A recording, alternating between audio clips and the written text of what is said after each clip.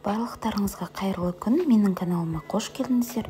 Бүгін сіздермен нәзік әрі ешқандай өлшеуішті миксерді қажет етпейтін кекстің рецептісімен бөлісетін боламын. Қамырына бір жұмыртқа, барлығын орташа көлемдегі кесемен өлшеп аламыз.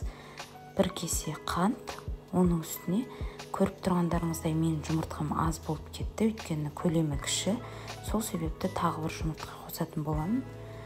Осы жұмыртқамызды венчикпен жақсылап араластырып ағарғанша.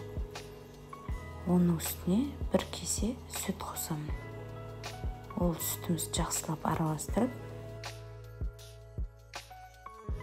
енді үстіне бір кесе сұйық май құямыз, оны да жақсылап араластырамыз.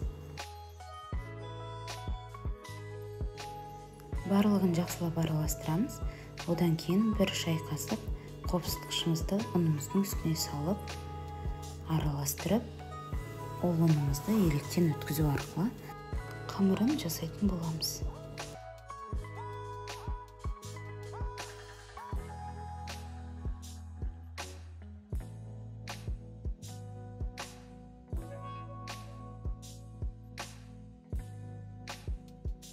Ұнымызды қосып араластырғаннан кейін біркелкі масса болып шығу керек.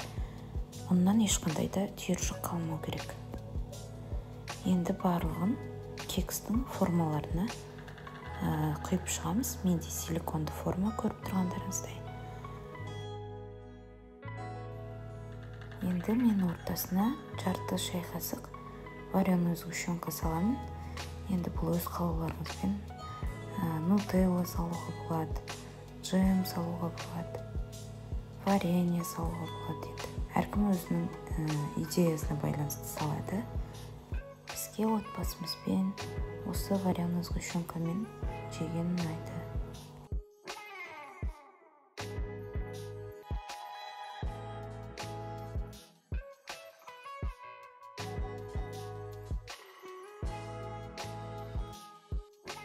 Барлығын кекстің формасына құйып болғаннан кейін духовкада 180 градуста 30 минут пісіріп аламыз. Мінекей, менің кекстарым пісті. Енді тарелкаға салып, осылай қонақтарымызға шайға үстіне берсеңіздер болады. Егер рецепт ұнаған болса, лайк басып, маған тіркелуді ұмытпаңыздар. Ас болсын!